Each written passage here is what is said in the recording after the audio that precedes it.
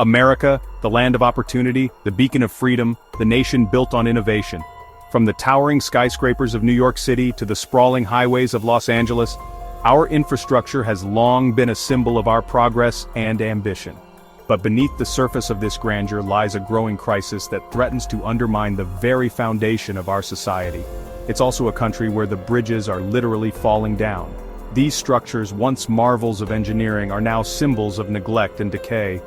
The American Society of Civil Engineers has given our infrastructure a near-failing grade, highlighting the urgent need for comprehensive repairs and upgrades. We've seen the headlines, the horrifying images of collapsed highways and crumbling roads.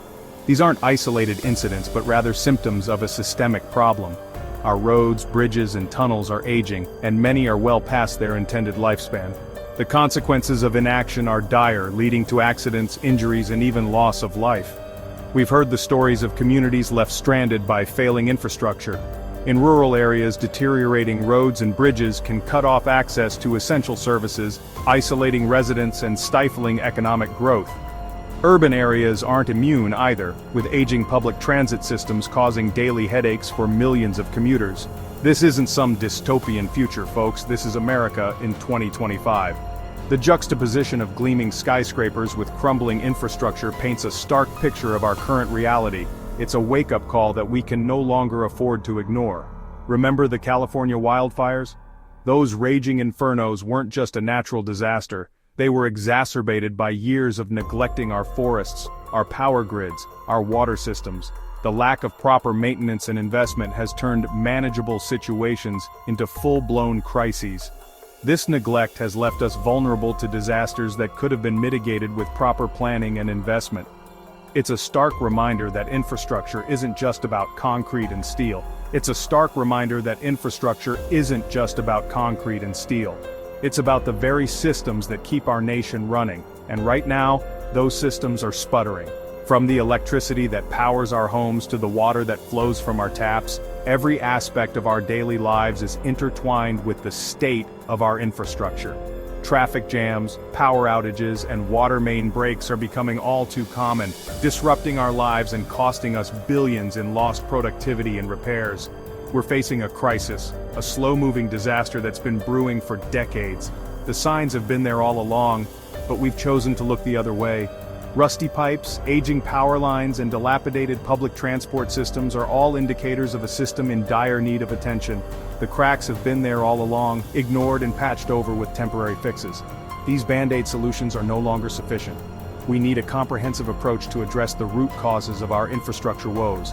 But the cracks are getting bigger. The fixes are failing, and it's time we face the music. America's infrastructure is failing, and the consequences are about to get real. The longer we wait, the more expensive and difficult the repairs will become. This isn't just about aesthetics, folks. This is about safety, about our economy, about our future. Failing infrastructure poses a significant risk to public safety, with the potential for catastrophic failures that could result in loss of life. Moreover, it hampers economic growth, as businesses rely on efficient transportation and reliable utilities to operate effectively.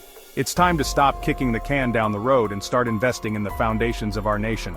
We need bold, visionary leadership to prioritize infrastructure investment and ensure that America remains a global leader. The future of our country depends on it. Alright, so we all know about the bridges and the roads, the crumbling relics of a bygone era. These are the most visible signs of our aging infrastructure, the ones that make the evening news and spark debates about funding and repairs. But what about the less obvious elements? The ones that don't get as much attention but are just as critical to our daily lives. But infrastructure, my friends, is a much broader beast. It's not just the physical structures we see, but also the systems and networks that operate behind the scenes. These are the arteries and veins of our society, carrying the lifeblood of our economy, education, and social interactions. It's the invisible web that connects us, the systems that underpin our daily lives, and frankly, it's falling apart at the seams. From the water pipes that bring clean water to our homes, to the electrical grids that power our cities, these systems are aging and in desperate need of modernization. Think about it, our economy, that's infrastructure. The financial systems that facilitate trade, the stock markets that drive investment, and the business districts that house our corporations. All of these are integral parts of our infrastructure. When these systems falter, the ripple effects can be felt across the globe. Our education system, yep, that's infrastructure too. The schools, universities, and training centers that educate the next generation are foundational to our future. Yet, many of these institutions are struggling with outdated facilities and insufficient resources, making it harder for students to succeed. Even our social fabric, the very way we interact with each other, that's part of the larger infrastructure of this nation. Community centers, parks, and public spaces where people gather and connect are essential for a healthy society. These places foster relationships and build the social capital that holds communities together. And guess what? It's all in dire need of an upgrade. The wear and tear are evident, and the consequences of neglect are becoming more severe. We can't afford to ignore these issues any longer. We're talking about a job market that's leaving millions behind, unable to adapt to the changing demands of the modern economy. The infrastructure that supports job training and employment services is outdated, making it difficult for people to find meaningful work. A political system riddled with corruption and gridlock, where meaningful reforms are often stalled or blocked. The very institutions that are supposed to serve the public good are failing to deliver, eroding trust and confidence in our governance. An education system struggling to keep up with the 21st century. The rapid pace of technological change means that our educational infrastructure needs constant updates to prepare students for the future. Yet many schools lack the necessary tools and resources to keep pace. And don't even get me started on the social safety net, more like a social safety sieve, letting people fall through the cracks every single day. The systems designed to support the most vulnerable among us are failing, leaving countless individuals and families without the help they need. This isn't just about potholes and power outages, people. It's about the fundamental systems that are supposed to ensure our well-being and prosperity.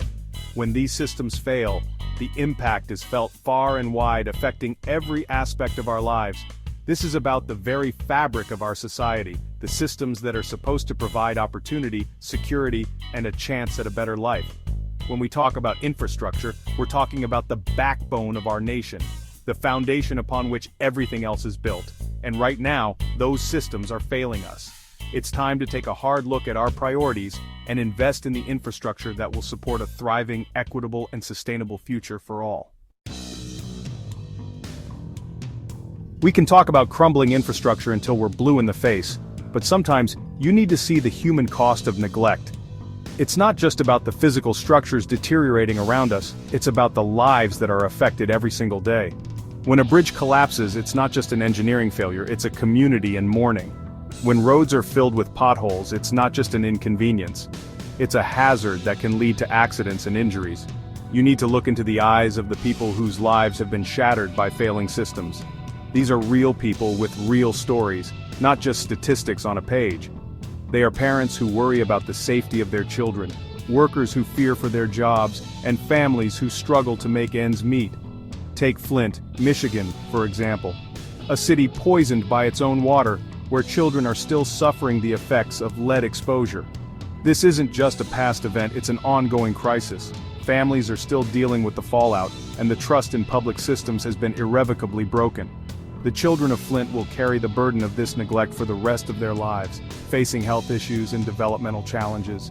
That, my friends, is what happens when we ignore the warning signs, when we prioritize short-term savings over the well-being of our citizens. Politicians may tout budget cuts as fiscal responsibility, but what they are really doing is mortgaging our future. The cost of neglect is far greater than the cost of maintenance and investment. Or look at our criminal justice system. A system that's supposed to be blind but is all too often biased. Overcrowded prisons are not just a sign of a broken system, they are a breeding ground for further injustice. The conditions in these facilities are inhumane, and the people inside are often there because of systemic failures rather than personal failings. A system that disproportionately incarcerates people of color, perpetuating a cycle of inequality and disenfranchisement. This isn't just a problem for those directly affected, it's a stain on our national conscience. The racial disparities in our justice system are a glaring example of how neglect and bias can intertwine to create a deeply unjust society. A system that perpetuates cycles of poverty and despair. When people are released from prison, they often return to communities that are just as neglected as the systems that incarcerated them.